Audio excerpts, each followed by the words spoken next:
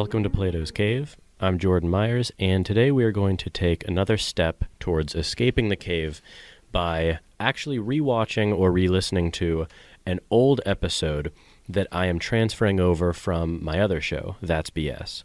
So, as I said before, this show is basically the new start to anything that I'm doing related to philosophy, and that show is continuing to be a political show, a show about society, culture, a more laid-back discussion show.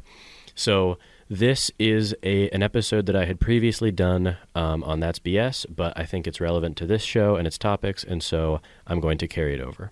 So here it is, and I hope you enjoy this episode. Welcome to That's BS. I'm your host, Jordan Myers, and today I have a very special guest. Clyde Rathbone has graciously agreed to join me for today. So, Clyde, welcome. Thanks for having me, Jordan.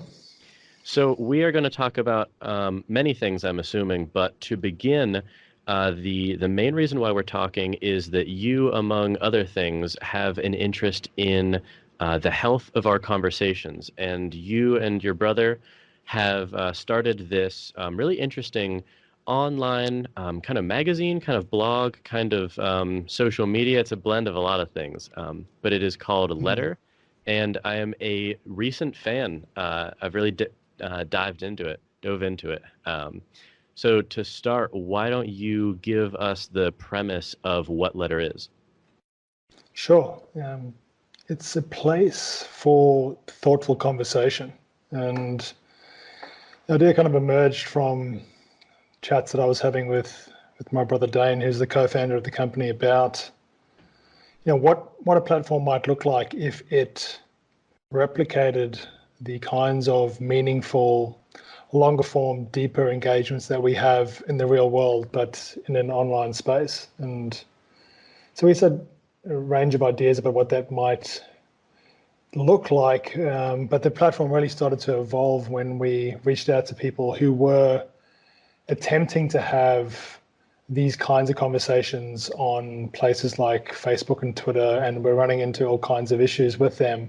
And we really just said to them, if you had a magic wand and you could design a platform for someone like yourself to have the more thoughtful, more nuanced conversation around interesting subject matters, what might that look like? And from there, we, piece by piece, have just been adding features and building and iterating really since the start of 2019. So it's right now it's featuring conversations of various types. There's the dialectic, so two people coming together, having a conversation, almost like a collaborative disagreement, trying to find truth together through that process. And that's fascinating to observe. But then we're also have seen more, didactic conversations. So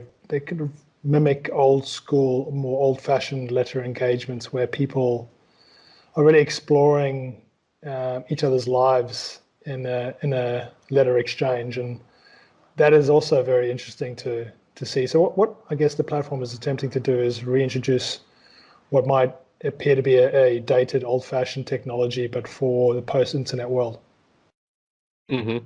Yeah, and it, like you said, I've skimmed the conversations that you've had and some of the other conversations that caught my eye, and it's kind of astonishing to me how many different, not only types of conversations that can happen, but on the broadest of topics.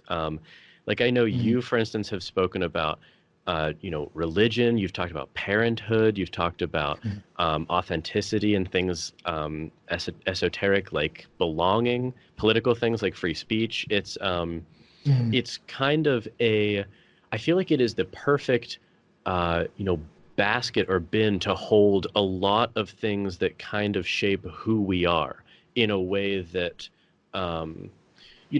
I don't really feel that with things like Twitter or Facebook. I don't feel like you get to know, maybe not the details about a person's life, because that is what they're for, but the details of a person's mind, almost. Yeah, I really love that description. I think I'll be repurposing that. But that, yeah, I think that's, there's tremendous power in these technologies. This is hyper connectivity that we now enjoy. It's just, it's really hard to wrap your head around just how profound that is. And I think we kind of take it for granted now. But I remember what it was like to first be introduced to the internet. I was a teenager in South Africa, and I remember, I think it was a Napster may have been one of my first experiences, and just being astonished that you could imagine any song that you'd ever heard and punch it into this thing. And the internet speeds in South Africa were pretty interesting. So you sit there for 5 minutes kind of watching it load, but at the end of it, you were just like, this is opening a door to a world that is just so exciting. And, I guess one of the downsides of the internet is it's introduced all these other elements that were just unexpected. And one of the problems with the other social media platforms is that they are at some level very surface level, and they're almost designed, I think, to make us more narcissistic. It's this idealized projection of our perfect selves that we push out into the world, and I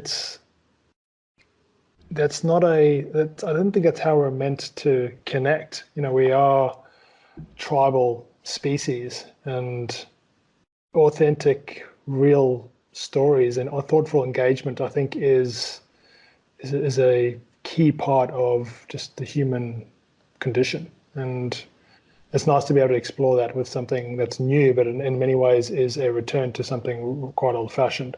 Hmm. Yeah, yeah. No one's ever posted a bad picture of them on Instagram. Yeah, exactly. Yeah, it is. You're right. There is this sort of facade that people put on about how great their life is. I know some people, you see Facebook posts about, someone's having a really shitty day, and, they kind of reach out for like support from their friends and family. But I think that's a minority of the content you see online.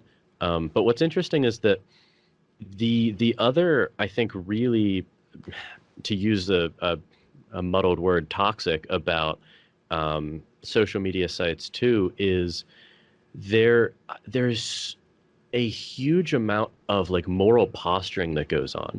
So like when you see in someone's bio, for instance, I've noticed this, like you'll go to someone's bio and it will say he, him, his, and it's interesting that it in my opinion at least, is not actually an identification of their pronouns. It's a political statement. It's saying, I agree with this line of thinking. And Yeah. there's a ton of things like that. And it seems like you have more or less perfectly removed that from letter. Like, I'm not even sure really how I would morally grandstand or posture on letter. Because it's going to be buried in, hopefully a lengthy exchange with someone. Yeah, I mean, I'm sure it's possible, Mm. but it's definitely more difficult. I think Hmm. one of the things with longer form exchanges is that posturing or the fronts that we put up, the facades that you alluded to, are just harder to maintain over the course of a really free-flowing conversation. I think you either run into a trap of your own making and kind of in your own writing start to identify fallacies and inconsistencies. Yeah. Or as an observer reading an exchange like that, I think it's easier to, as you pointed to, it's a place to sort of peer into the mind of someone else in a way that's not readily available on the internet. And that's just tremendously valuable and something that we seem to have gone away from. And I think it gone away from in some sense because of the way that the platforms are designed. They're meant to be highly emotive because things that cause outrage or peak emotional experiences are likely to keep you around for longer, and that Hmm. all links back to the advertising model. But I mean, as someone who's not been in this game for a particularly long time, it is fascinating to go on and just scroll through someone's tweets and try to get a sense of who they are and what they care about. And that is one thing I think that the platforms are really good for. Like if you want to understand what people care about, Facebook and Twitter, I think, are relatively useful. If you want to understand why they care about those things, and I think you have to go deeper. Mm-hmm. Yeah, it's hard to there have been times when I have sort of taken the hook and tried to have disagreements with people on Twitter, and it has literally never worked out once. Um, e- even Yeah. and even in like I think, for instance, with like this podcast, I have to a high degree crafted an audience who doesn't really like rhetoric and posturing, but even still. Like I posted the episode with the Peter Boghossian I talked with, and half of the comments are, this was great. Like people are asking me to explain things that he said that I said, and then it was just even in something like that, there were comments that was just like, this guy's a shill, he's a crackpot, and it's just like, well, like I almost have a hard time getting into that mindset. Do you think it's just because I'm just temperamentally not like that. Do you think those people are just in it for the fun and they really don't believe it, or do they actually think that they're like going to change people's minds with that type of rhetoric? I mean, I think I am temperamentally like that. So I can probably identify more with them. I am Okay. quite combative, and I've tried to temper some of that Hmm. as I've got older. You realize that winning a conversation really should be judged in terms of its effectiveness to change people's minds. And I think, and this is the problem with a lot of online discourse, is that certain people are playing that game. They're in this melting pot to try and affect as much positive change to as many minds as possible. And sometimes that means they have to eat humble pie and they have to demonstrate intellectual humility. And sometimes they're 100% right and they're willing to take their licks when they get them. Another cohort of users are really just in it to win, and they define winning in terms of the ego boost they receive by playing to their audience. So how many likes and shares and sort of online pats on the back I get by making a snarky point about something. But so if you've got two interlocutors that are playing by totally different sets of rules, it's not difficult to understand why so many of these otherwise productive conversations go into the ditch. And I think one of the main reasons Letter exists is to try and correct some of this and at least go, what each of us believes is far less important than the process by which we investigate these subject matters. And in a way, it's an experiment in itself. Can we bring people together from in many ways quite drastically different parts of the ideological spectrum and get them to have really good faith engagements and remain curious and open to changing their opinions. And it's been encouraging to see what's transpired so far, but there's obviously a lot of work to be done there. Yeah, I actually don't. I kind of realized this. So I am engaged in two different exchanges on Letter so far. Yeah, I noticed Um, that.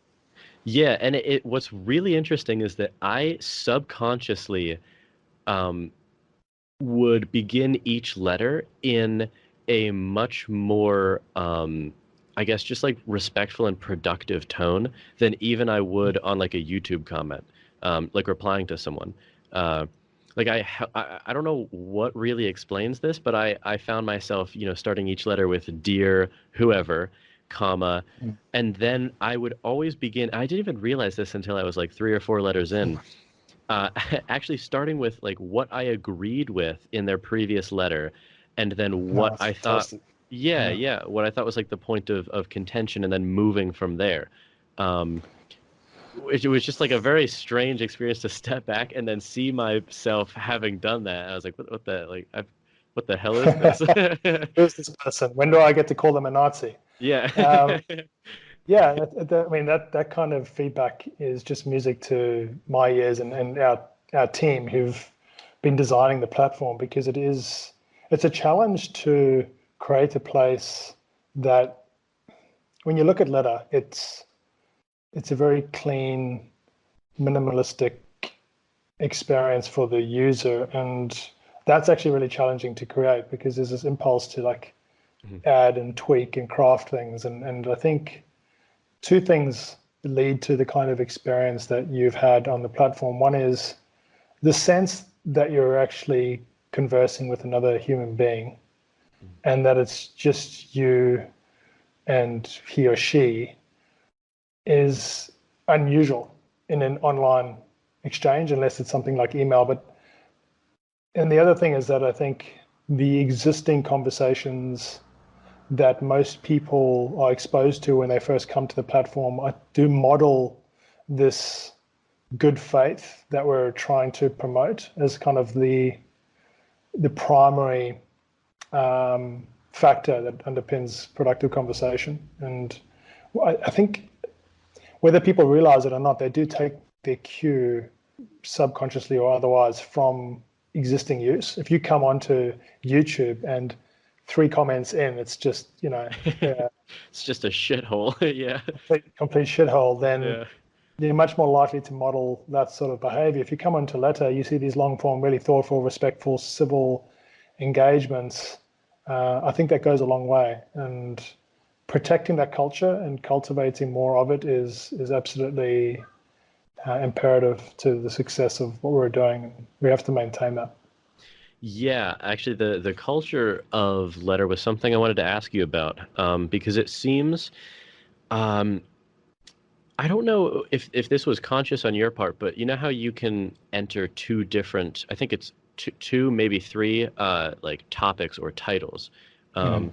and they don't seem to be very long. I actually found that to be a very purifying, um, experience of saying what I was talking about with someone. Like for Mm. instance, you know, Mm. even I've been tempted to, and I hate this, but I've still been tempted to do it.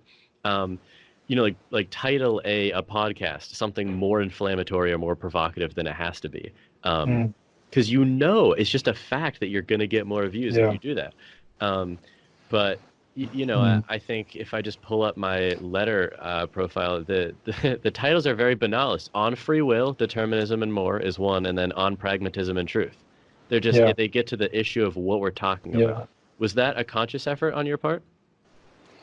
Yeah. I think we wanted to give a reader a snapshot of what is contained in the conversation. And, again, this is in some sense a push back against the hashtag generation where, everything's got 20 or 30 tags in it. And it's like, it's just overwhelming to go, well, Yeah. what is this actually about? It's about so many things. It's actually about nothing. Yeah, I And don't even know what to tag half the time. yeah, Yeah. whereas, you've mentioned the topics and really having to at least start with some framework and focus. And I think it is purifying, and I think it's important that we allow newcomers to decide to kind of get a sense of, well, what's interesting to me. I can skim this and read these three things and then decide if I want to go further. But it's we're still tweaking the Mm, design of the platform. Like we're not. Sometimes the topics work and sometimes they don't. And you kind of said, there's this temptation to make something not clickbaity, but certainly a bit more provocative. I don't think there's anything wrong with that as long as it's what's in there is true. It's clickbait is when you go in expecting one thing and you have this and you just get hmm. advertised. Yeah, But I think you want to be drawn in to conversations that are valuable, regardless of what the hook is, as long as it's not misleading. that's true. Yeah, we need to get into an argument here so I can say Clyde Rathbone destroys host Yeah, of, host of yeah. that The of topics that. are Yeah. I destroyed Jordan. Yeah. So you mentioned earlier, I'm assuming you're familiar with Peter Boghossian's work on why epistemology is more important than the actual beliefs you have. I was curious if you had any. It seems like there's a parallel to that where systems and incentives are stronger than any individual or willpower. So it seems like the incentive of letter, the way to get something promoted or to have people follow you is to have a good, lengthy, productive conversation, not write like an open letter to someone or, tweet at someone without any expectation that they'll actually get back Yeah. to you. Yeah. Yeah, I think that's important is that it's, when you think of the concept of an open letter, I think most people consider that to be a rhetorical public statement that's Hmm. usually critical of someone or something. And we want criticism, but we want it to be with the expectation of a response and an engagement. And if we're incentivizing anything, it is curiosity and truth and good faith. And I think if you can make a platform that creates virtues out of those values and practices, then you're onto something. And I think we're on our way. We need larger data sets and more users and more growth and all that sort of stuff, but Hmm. it's certainly trending in the right direction. And these are different incentives to um, the types that the traditional platforms imbue. Hmm. Yeah, I noticed you were writer number one on Letter, and I'm writer number 119. How many people are on the platform now? Do you know an approximate number? I don't. It must be like somewhere between 150 and 200. Okay. There's not that many. I mean, I say those are writers, obviously. And Yeah. the exciting thing from our perspective is that the retention and engagement, and this is all, we start getting into startup tech speak here, so just pull me up if I do. But once people have actually experienced it, I think that's one of the major differences. I can describe Twitter or Facebook or Instagram, and your guess as to how valuable those platforms will be for you is probably going to be relatively accurate. A lot of people, I think, are skeptical about the value of long form exchanges, not just long form writing. I mean, there's obviously places like Medium and which are just awesome for putting your thoughts out into the world. But I think the value of engagement and conversation is just more profound than we anticipate. And I think having an experience of that, especially if it's one that actually shakes your confidence a bit and gets Hmm. you to revise some Yeah. tightly held, cherished beliefs.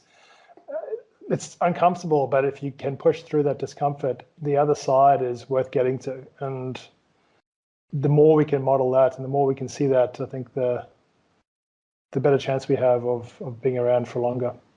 Yeah, it's kind of, I mean, it's understandable, but at the same time, it's weird that a lot of people actually feel a negative emotion towards like disagreement.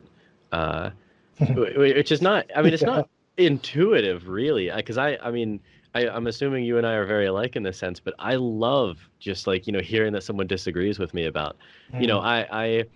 I have invited, I've had podcasts created by people either themselves or they'll refer me to someone that they know who disagrees with me, and I'll have them on the show, and it's just like it's a Yeah. great experience. And I don't Yeah. know, yeah, like I don't know why that's not is more common than it is. And maybe because people just aren't used to what a philosophy seminar is like. I don't know. I mean, it's just, um, Yeah. I mean, it is interesting because I don't come from any sort of academic background. I have a high school mhm, qualification, then I went straight into professional sport, and I think my valuing of disagreement is a product of my upbringing. And Dane and I often talk about what life was like in our home growing up, and it was chaos. And I've got three Survival of younger the fittest. brothers. Yeah. Yes, well, with three younger brothers. My Yeah. parents are very opinionated Hmm. people, and it was just we thought that was huge arguments breaking out over the dinner table, almost every night. That we thought that was normal until we started going to other places and realizing how it's just. And we picked up a lot of bad habits. I'm not saying it was the Of perfect course. model, but Yeah. I think the thing that we really valued was the the the personal growth that is possible from having your mind changed. And when you see that translate into the real world effects, Mm. that's just, it's super exciting. And there's nothing, there's few things better than having your mind changed in a way that makes your life and the life of other people better. And the I think the analogy to some sort of physical training is apt. If you want to get to some sort of elite level, you have to suffer and you Hmm. have to struggle and you have Yep. to be embarrassed and in pain. But if you can learn to maintain some level of comfort in that, you can get there. And I think the same thing is true of your mind. And now that I'm saying that sentence, I feel like a complete asshole because my mind is chaos and I break all the rules that I Yeah. like to promote. I'm, I'm sure it's better than it could otherwise be at the very least. Yeah. There's probably that. Yeah. No, I that's it's funny that you mentioned your brother Dane kind of shaping the way that you grew up because I didn't have I have a younger sister. But growing up I've been best friends with the same person. He's actually a co-host often of the show since Uh, yeah, since kindergarten. oh, And wow. it was funny because we had really similar upbringings. We were both born into very religious families, very socially conservative families, Oh, wow. um, where there was like a rigid rule book of like things you can say, things you cannot by any means say, and um, it was really interesting because we both kind of formed it's funny like we say we raised each other more than any family member ever raised either of us because we started just sort of like exploring ideas together that we couldn't explore with Wow. That's like awesome. family or siblings. Yeah, it was incredible. And we both at a fairly early age, between 12 to 14, 15, kind of discovered like Christopher Hitchens debates, Sam Harris Oh, debates and wow. stuff. We would hang out like after school and gleefully watch like a 2 hour long debate. And like no one else our our age was doing that. Not I don't want to toot my own horn, but it was cool to have that experience of um, having someone who it's just like you almost say like, okay, well, fuck it, like whatever we believed before, like let's just investigate something now. And Mm. it seems like, um, besides something like a podcast, a long form letter is really the best way to do that. Um, Mm. and Yeah, I think yeah. there's sorry that you were finishing a Oh thought no there. no no, I was just thinking out loud. Go ahead. Yeah, I think I think podcasts, the success of podcasts in the last 10 years, at least the last 10 years, has opened the door for what we're doing in a sense. Because, I mean, I was saying to you before we started recording, I cycle into work every day and, I'm learning and it's through Yeah. conversation. My favorite podcasts are conversations. It's very rare that it's just one person speaking. Hmm. Yeah. There's exceptions to that. I think Dan Carlin's Hardcore History is Oh, just it's epic. phenomenal. Oh, So good. it's if you go down that rabbit hole, expect to lose lots Oh, of it's hours so of good. life, but Yeah. there's no regrets. None. Um, but most of the ones that I enjoy most regularly are conversations. And there's one of the questions when we started interviewing people about letter. To take a step back, we started doing user interviews, sort of saying like, how do you use social media? What do you like? What don't you like? What would you like to see change? And one of the questions in those interviews was, have you ever considered starting a podcast? Hmm. And maybe it was because we were filtering for a certain type of person, but feedback there was astounding. It was in somewhere in the 90th percentile. Really? People either said, I've considered it or I have started it. What was interesting then, the follow-up question was, how did that go? What's the progress of that? And almost everyone had faltered at some point. Had either realized that it was a lot more difficult than they had anticipated. Yep. Not preaching to the choir here. Yeah. Or had it got going, but then just felt the pressure to have to produce content regularly to be quite a burden, especially if you've got all normal life stresses and responsibilities. Also, yep. Yeah. Yeah. So then, where that led from Letter's perspective is to the point where anyone who wants to have a conversation in a long form way can do that without the technical sort of what else was the problem? I guess it's a technical issue, but it's also a skill set issue. Like some people are just better at communicating in text. And the other, I guess, major advantage to writing a letter versus a podcast is that the breathing room that the conversation has. Right now you and I are talking and I have to come up with something to say in seconds. Yeah.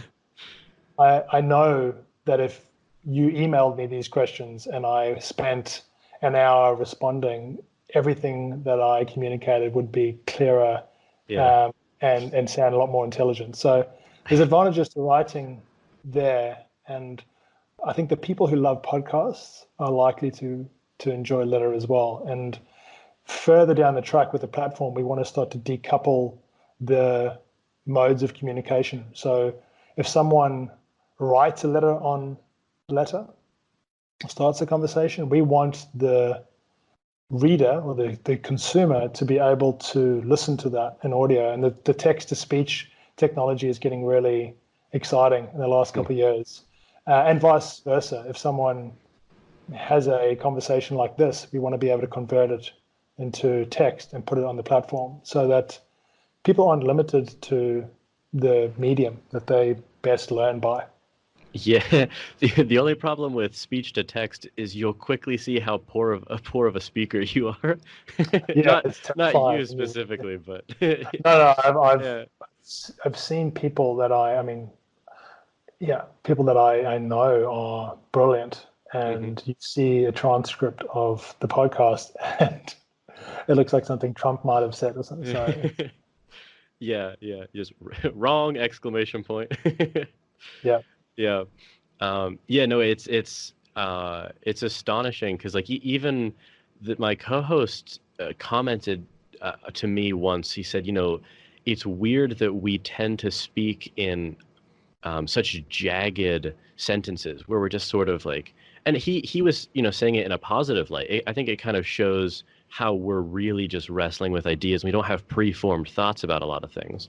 mm, But the I don't know. It is interesting actually, like the time lapse that you have because I've noticed. I guess for myself so far, there's a different. I guess there's like a different manner in which I write letters, on letter versus something like responding to a tweet or a YouTube comment. Because when someone comments on like a video and I think it's worth responding to, I just respond to it right there. Um, mm, But actually, what I've noticed I'll do is when I get, because I have email notifications for letters, so I'll see like, someone wrote back to you. And mm, I actually won't even, what I'll do, I actually won't even look at the email. I'll leave it on my phone so I mm, have the reminder to get to it. But it will usually yeah. take me about a day or so to like actually sit down and respond to it when I know I kind of have time and I'm not like preoccupied with something else. I think that's interesting. Yeah, it is, and it's a muscle that you can train, and that most of us has atrophied, and I know I had the same experience. There's kind of two modes that I found myself in writing on the platform. One is I can't do anything else except sit down and write this letter because either I'm convinced that the other person's wrong or they've said something that's pissed me off, and it's just like this. It's this very mindless but focused experience, Hmm. and you kind of smacking at the keyboard, and usually you'll review what you've written and go, okay, most of that was garbage, and you'll take a few steps back. And but then the other mode is the one that you've alluded to, which is this. It's the slower pace, and I think that's again something that we want the platform to reflect, is that we don't want you coming onto Letter every day. If unless you're doing something, you're gaining some value from it. But it's meant to be a lower volume, higher value platform. So it's always going to be harder to write a letter than to write a tweet. Hmm. But what we want is that people, when they review the time that they've spent on Letter, they really do feel that it was amongst the most valuable time they spent on the internet that day or that week. And I think that there's some strong correlation between value and effort. The most valuable things are never easy, and I think the platform does reflect that, and that's why it's an interesting space to be in, this whole consumer internet space, because a lot of the kinds of people that might invest or get involved, they're looking for metrics that mimic the existing successful platforms. But we've always said that if you applied like a lean startup, iterate fast and break things, and just kind of fuddle your way through approach to Letter, you could end up just repeating all the mistakes that the other platforms have made. I think Dane had the analogy of like if you just did a focus group and you fed people a spoon of this and a spoon of that, and then you kind of went into the kitchen and iterated, you'd end up with McDonald's.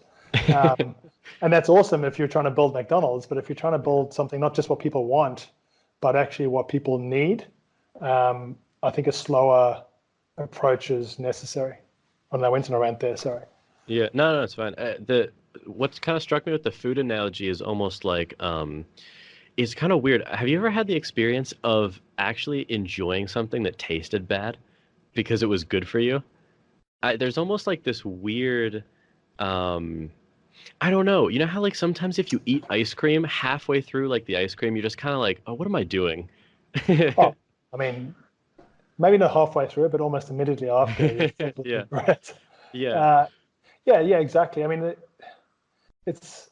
I think there's a few things that are just to capture this problem really well, or this experience. So one is meditation, and the other is something like yoga. If you just describe these activities to people, like imagine I said to you, Jordan, I'm going to invite you into a small room filled with strangers. You're going to get a tiny mat, and we're going to hold some impossibly difficult positions for the next 90 minutes. Sounds like I And, should be and, naked. Yeah. and at the end of it, you're going to walk out with a huge smile on your face. You'd think that this person was crazy, but Yeah. some experiences really do have to be had to be fully um, appreciated, or to fully capture what the benefits that they can convey. And I think long form writing is one of those. And I think it's something that almost anyone can do. That was one of the bits of feedback that we have received, is that it can be intimidating to put your thoughts out into the world in an exchange, and know that you might be tested on things, and pushed at least on your opinions. And I really do feel as though that's the equivalent of saying I'm too intimidated to walk into the gym because people will judge me, and you just have to push through that. And Hmm. if you do, there's good stuff to be had. Yeah, it's I'm assuming I think I heard you in another podcast reference Tristan Harris's Time Well Spent. Yeah, Uh and it's sort of interesting, like an analogy to something like Letter might be like I've noticed with some friends of mine, sometimes it's really hard to get them to do something that is a little bit difficult. Maybe like play a sport that they're not that good at. But what I mm, notice is that during like the activity of playing the sport and immediately afterwards, I would bet just $1 million that they are mm, happier in that moment yeah, and reflect on it in a way that's like it just it feels better to have done it also than the counterfactual of whatever they would have done. Um, and it seems like Yeah. yeah, it's kind of analogous to letter, Yeah. where you almost have to, at least sometimes for me, I have to force myself to sit down and actually open it up and just like, okay, well, let's just reread the last couple letters in this exchange and just and Mm. get to it. But as soon as I close the tab, I'm just like, oh, I'm so happy I did that. Like I just got so much Yeah. from it. Yeah. Yeah. I mean, that's the perfect summary of what the experience can be like. And I think I mean, so much of modern life presents us with this challenge. The challenge being what we know is good for us and all the other options that are available. That this tension between short-term gratification and like deep long-term value and Mhm. even short-term value is, I really do feel like this is a modern challenge to some extent. Like when we were tribal communities, our day-to-day existence was food, shelter. Yeah. Really, and I think there's something. I mean, it's easy to see why these communities were so happy. I mean, I don't want to Mm. just kind of paint this idealized picture. I'm sure when they didn't have Sure. dentistry, um, they weren't thrilled. But Wasn't that great? Yeah.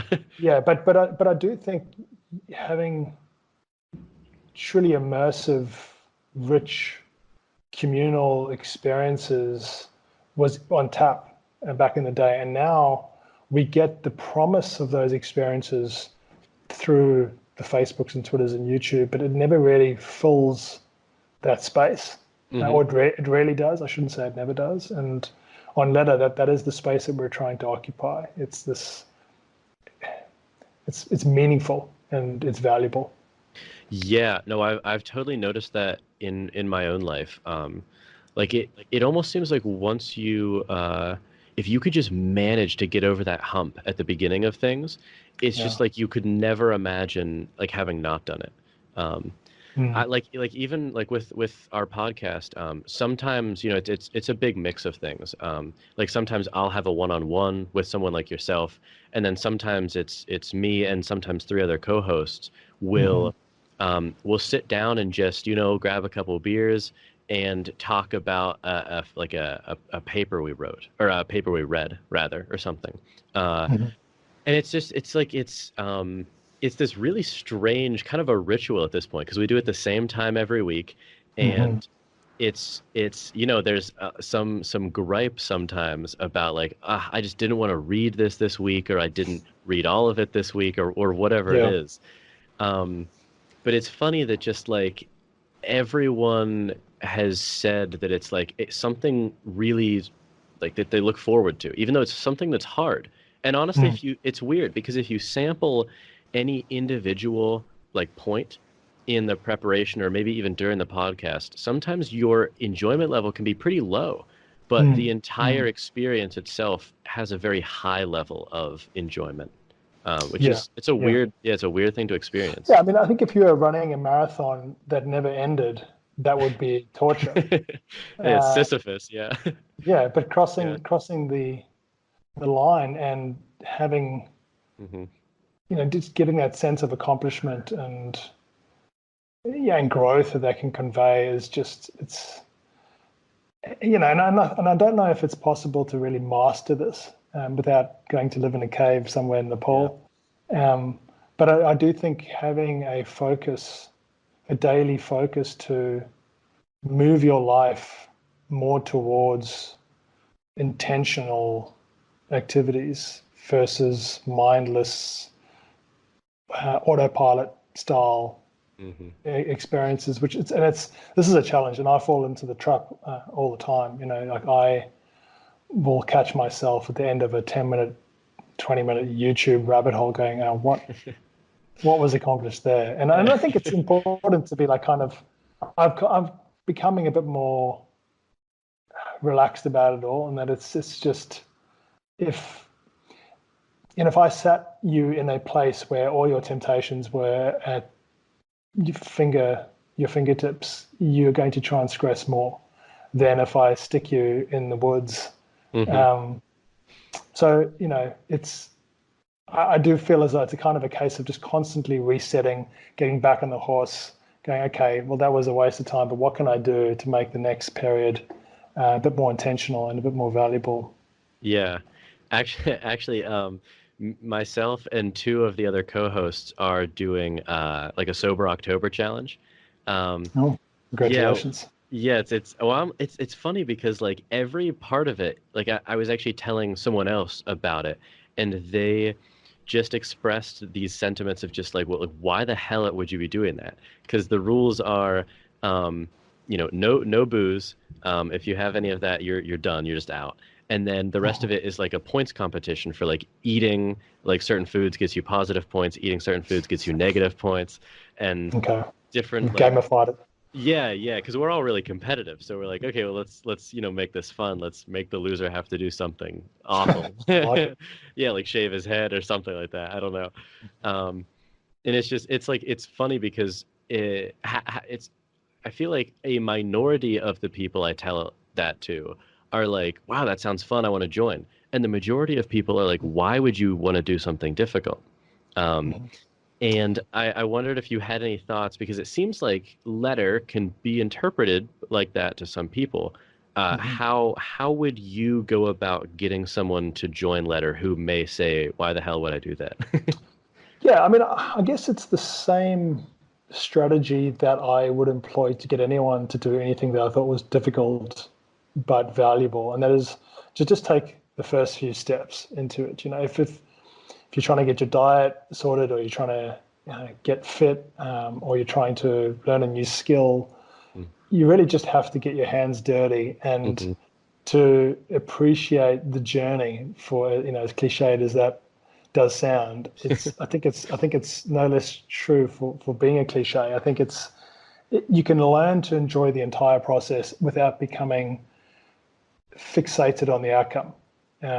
Maybe this refutes my marathon point from earlier, but you can learn to really enjoy these experiences that from the outside looking in just look miserable. And I think Sam Harris has talked a bit about this. Like if you wake up in the night with the same pain in your arm or your legs that you get from a workout, you would be Mm-hmm. rushed to emergency.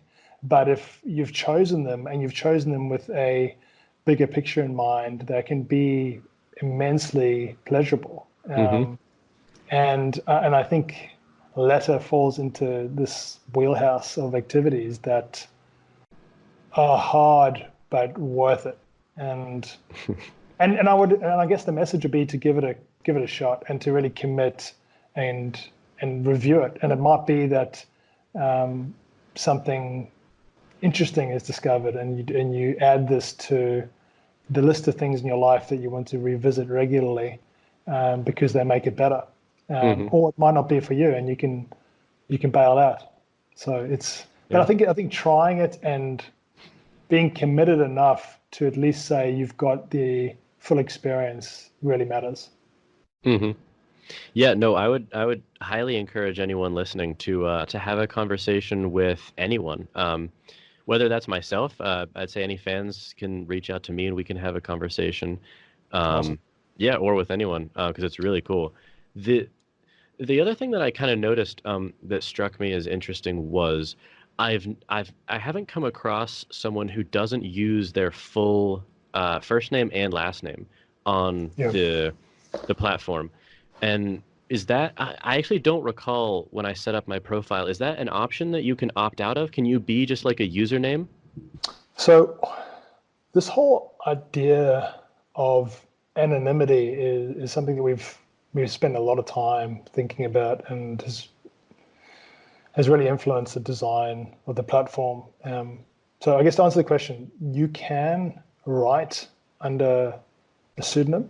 Okay. Um, if you do that, we won't, unless it's some sort of edge case, we typically won't promote that content on the featured feed of letters. So if you go to letter, there's a featured feed of the Hmm. most interesting recent content, and it gets updated, um, if not every day, then every couple of days. the reason why I think this is really important is if you look at the cultures that other platforms have, why is it that, say, Twitter has a totally different culture to something like LinkedIn? I think a large part of that is removing anonymity and adding some level of accountability. Mm-hmm. I think there definitely are edge cases that we're totally comfortable with. Dissidents in the Middle East is like an obvious example where Yeah. we would be more than happy to host anonymous content written by someone like that. We would have to do some vetting on the back end on our Mm-hmm. side to make sure. But I think that the sense that you're talking with another person and that you're willing to stand behind what you have to say, that goes a really long way in enhancing the quality of discourse. So Mm-hmm. yeah, that's been a very conscious decision, and we hope more of the internet shifts towards that.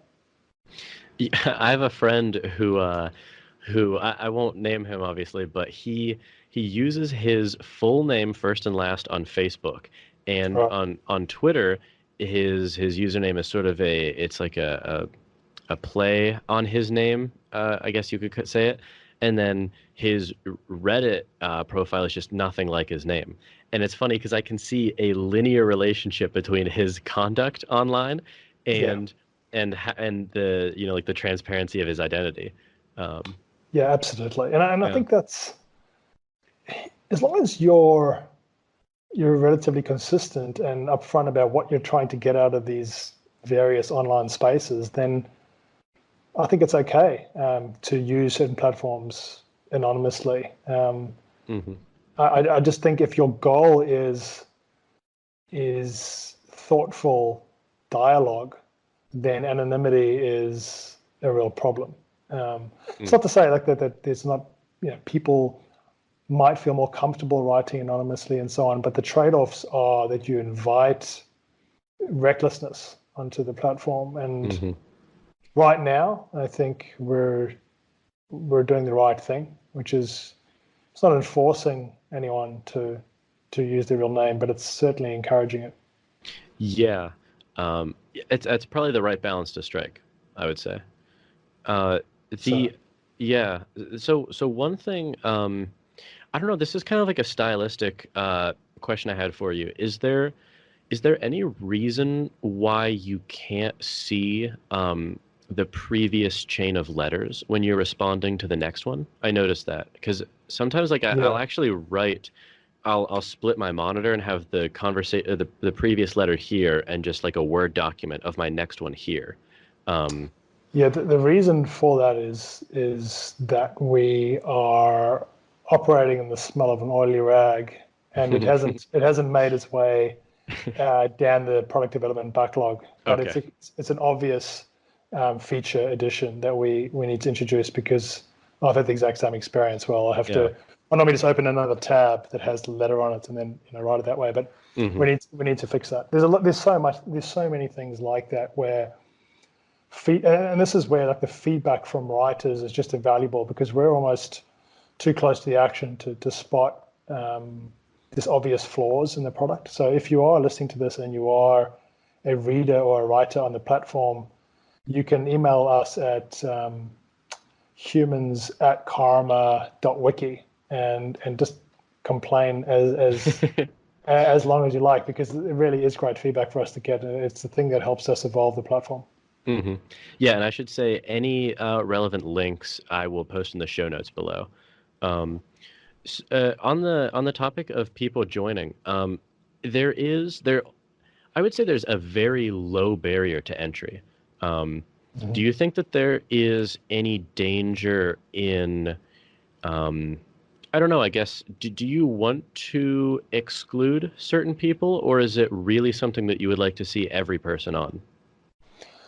Yeah, I mean, I think we'd like Letter to be a place that anyone can come and have a thoughtful conversation, or as a reader can come and read interesting content. And as we grow, we're starting to see the kinds of things people discuss really broaden out. Hmm. So we've started with a cohort of academics, but now we're seeing just everyday the mainstream getting involved, and tackle topics like you mentioned at the beginning, strength and conditioning or parenting, and it's stuff that it's not some esoteric academic subject matter. And I think that's really important that we do that. But then as the platform evolves, I think it's really important that the individual user can customize their experience on the platform so they're only seeing content that's relevant to them. If you don't want to see stuff about postmodernism, but you're interested in architecture, then it's important that you can narrowcast your experience to get the relevant content. How would you do that? Do you have anything to do that now? No, right now you're just thrown into the deep sea of Yeah. content. Over time, I think it's relatively. Again, I say this as a non-technical co-founder of the platform. I believe this is not particularly challenging technically. We just need to throw our programming team at it and give Yeah, them I enough time. guess. Yeah. Yeah, I guess you could almost follow certain topics or something like that. Because I know you can follow different conversations. Yes, you can follow individuals and subscribe to conversations. So if you follow an individual, you'll be notified whenever they write or receive a letter. If you subscribe to a conversation, you'll be notified when a new letter appears in that conversation. Being able to follow topics is just an obvious addition for us. It's coming. Yeah, cool. Do you think it would it be useful / a good idea to kind of have like a because there's no kind of inconspicuous way to remind someone to reply back to you other than writing a letter. Do you think like a private or public kind of reminder Yeah. would be a good idea? Yeah. I mean, we're starting to see some of this happen on the other platforms. So people are sharing their letters to Twitter, and that creates its own comments thread. There's no comments on letter itself, but we've almost outsourced comments to Twitter. And you'll see some of this activity happen there. Someone will prod someone and say, hey, it's been a week. Or I think building in some sort of reminder system could make a lot of sense. One of the things we've learned the hard and painful way is to really only add things to the platform when there's a loud chorus of unrelenting demand. It's so easy to go down this rabbit hole of fine tuning and adding, but it really needs to be something that's critical to the user experience. And reminders could fall into that category. I think private messaging is a really good idea. So yeah, all these things are on the table, and I feel like it's a matter of when, less than a matter of if. Yeah, no, I do think it's a good idea to keep it as lean as possible. Because it's nice to, I mean, honestly, like my experience so far has been I go on, I'll kind of, before I answer the next letter, I'll skim through some letters that are, either in the featured section or ones that are, following or whatever. And then basically the next step is always just go to my profile and answer the letter. There's not a lot of chaff where you get stuck, watching a video of a puppy or, watching someone flame someone else on Twitter. Yeah. Yeah, I mean, if you give people those avenues, they're going to explore them. And I think we're trying to do something that's just totally a different direction to YouTube, Facebook, and Twitter. Yeah. How, if you're open to answering this, how do you plan on monetizing letter? It seems difficult. Yeah, it will be, and I think it's why we're trying to play the long game here, which is create something really valuable that lots of people like and use, and then explore monetization in a way that's completely consistent with the values of the user base. So that's going to require some innovation, I think. We're not in a huge rush to monetize. I think we're fortunate to have investors who are in this for the long haul and are of the same mind as us with regards to how to do that. But things like subscription models are becoming more popular, premium features, Patreon models. There's a whole bunch of things on the table. I think you could even introduce some sort of ethical advertising. I'm not sure how that would work, but I would be keen to explore it. So I think if we get a large group of people using the platform, and we can be confident that it's a real valuable addition to their lives, we'll be able to figure monetization out. Hmm.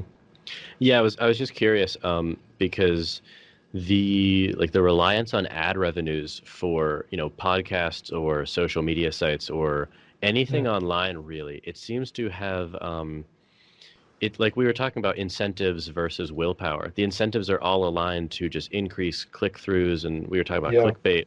Um, and it just seems like something as valuable as letter. It'd be a damn shame to see it succumb to something like that. Yeah, there's Yeah. no, I mean, we would rather fail than Hmm. uh, succumb to those problems. Yeah. Ryan Bennett and I are in the middle of a conversation about this. Mm.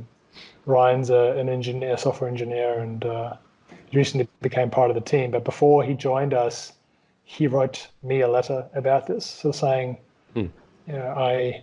I'm concerned about the future in terms of monetization, and you always walking this tightrope between surviving as a company and as a startup, and not wanting to just repeat the mistakes of the other platforms. And I'm confident. I'm confident they will solve this problem.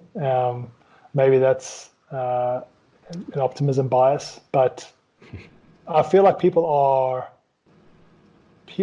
ready to act more consciously and ethically around the use of online platforms if they feel as though there's a strong level of alignment between their values and those of that of the platform. And I think the internet is just waiting for people to explore this. So Hmm. first problems first, we have to create a platform that people really want, and we have to grow to an extent where these problems become live. Right now, they're dormant potential future problems, and if we get to them, things have gone well.